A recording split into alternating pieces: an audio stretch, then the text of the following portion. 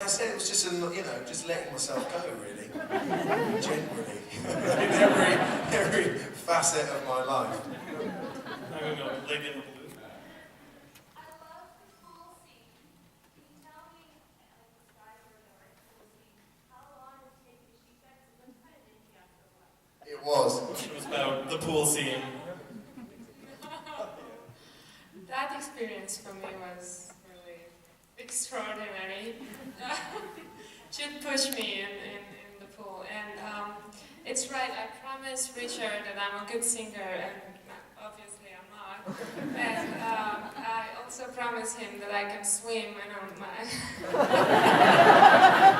I can't really swim, so the moment that he pushed me into the water for me was really dramatic. Well, here I am, I'm alive, that's the most important thing.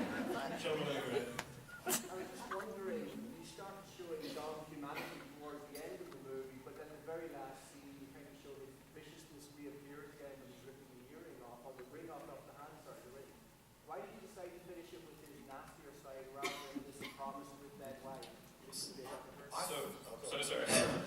So the question was in terms of like the actual ending and how you develop like kind of this humanity, but then in the end you kind of show a bit of his vicious side again. So why did you choose to end it on that?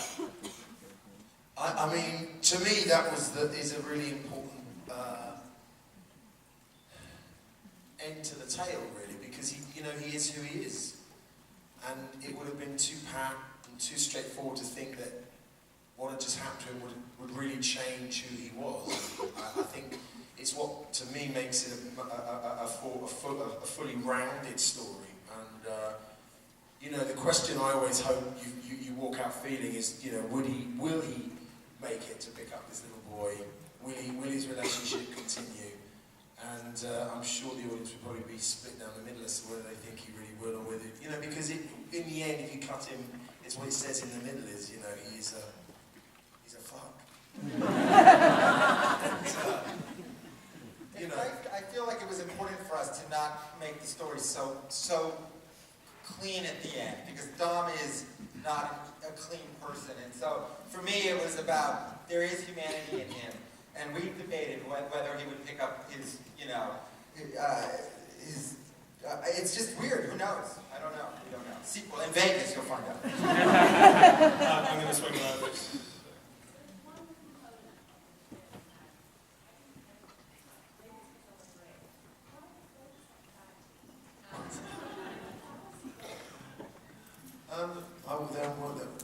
What's with the teeth? What do you mean? They're my teeth. I don't know. I guess I have a friend. Well, I remember there was a line in the script which said he grins and his mouth is brown and gold or something like that. And I have a friend who has this little gold cap, and I've always wanted one, so I got one of those and a tooth. And I just thought, he smokes 40 a day, 50 a day, and has done probably for 30 years. So I thought, probably not got the nicest of smiles. And dentistry in Her Majesty's pleasure is not so good. In the hat? Yeah, I was just thinking, like the last scene, sorry to go back to that, but would you say that what it seems to indicate is more that he's trying to become a smarter criminal, like he's learning a bit in that way? The question is, in terms of, once again, the ending, is there this notion that he's evolving to become a smarter criminal? No. But he's evolving into being a better person, so who knows if he'll be able to continue his life of crime. I find it interesting that that all of Dom's choices, if you think about, he kept quiet, probably because he would have been killed if he didn't keep quiet, but he also kept quiet for that money, and what did he sacrifice from that? Would it have been, if he had testified, would he have gotten out and then been killed? I mean, who knows? So I like the complicated nature of it. I think he's not so easy to pin down, and I think that's part of the fun of the movie and also the fun of him. Yes. My question for you. You would like me to talk? Nice.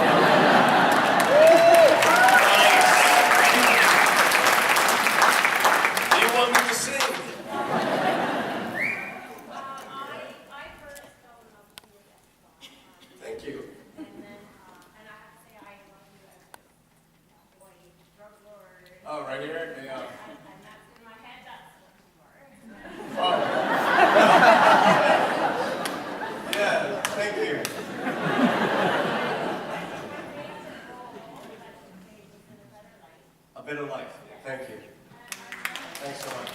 And I'm wondering if you're looking at pursuing more roles like that where you show, you know, the glimmer side or maybe a romantic side or...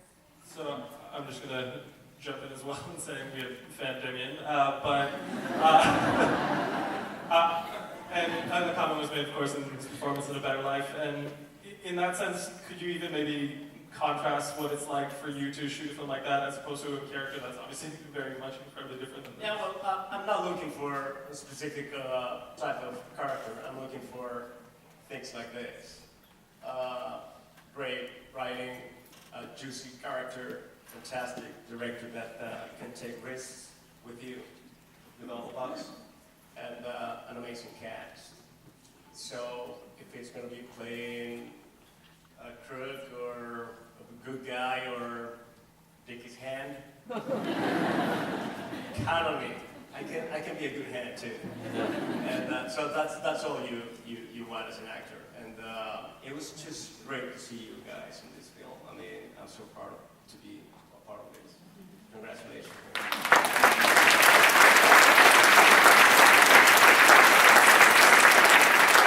So we have time for about one or two, and I'm going to go one, and then there's one in the very back. That'll be fine.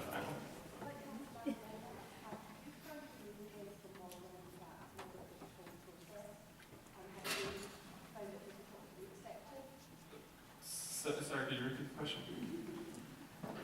Has she found you away from modeling and acting a difficult process, and has she been accepted? So the question is, have you found it difficult in terms of moving from the modeling to the acting world? Oh, well, first of all, I really have to thank Richard for having faith in me and believing in me and bringing me here. And he's the first person, actually, that believed in me. So I really have to thank him. Well, for me, this experience was amazing in so many ways. And I have to thank all the cast. I have to thank Damien, that from the first day he started to give me advice. I really have to thank Jude and Richard B. Grant and Emilia for accepting me, because this is my first entrance. It's my first experience. It's my first big premiere, so I'm really excited. I'm so happy, but in the same time, I tell you, I had the feeling on set sometimes like I just want to hold in the ground and I just disappear. Because working with these amazing actors, it's a huge thing for me, and it's a dream come true, and I'm really happy. So thank you all.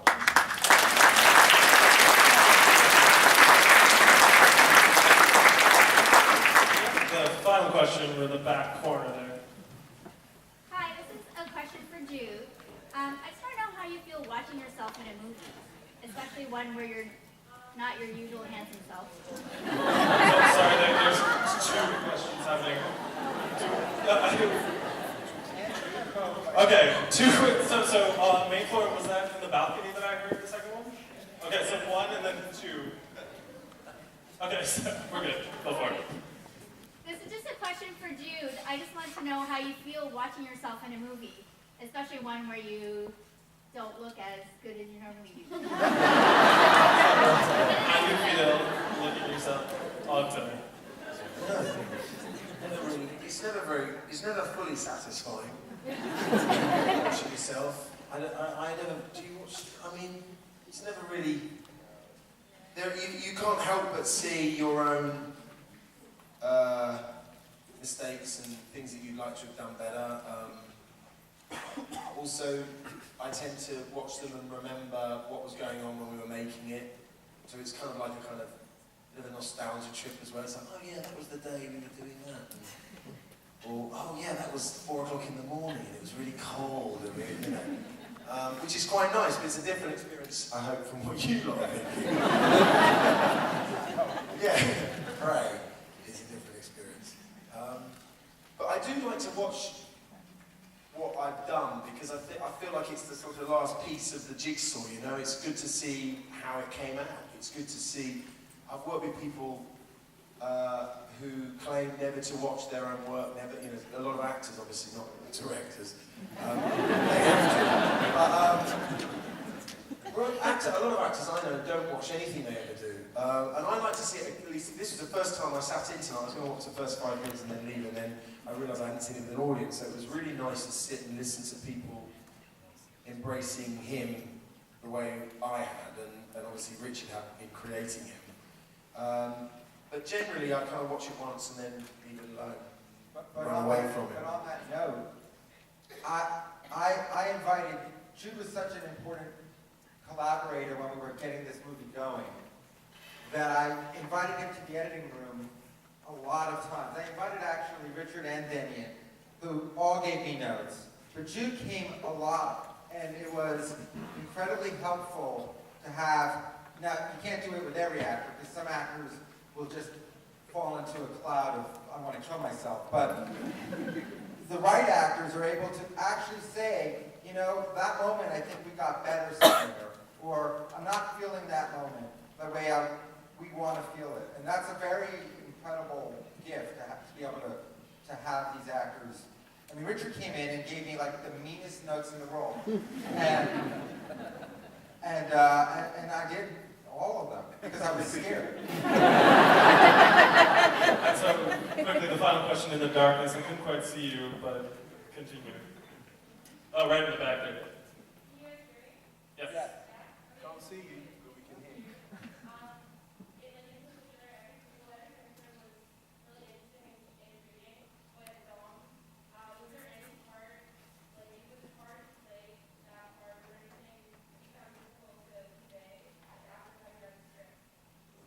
So, were there any particularly difficult things in terms of portraying this character that stood out for you? I mean, I did a bit of work before just trying to make sure I knew his past, I suppose, because a lot of, I felt like if I could make him kind of real, then I had to know where he'd come from.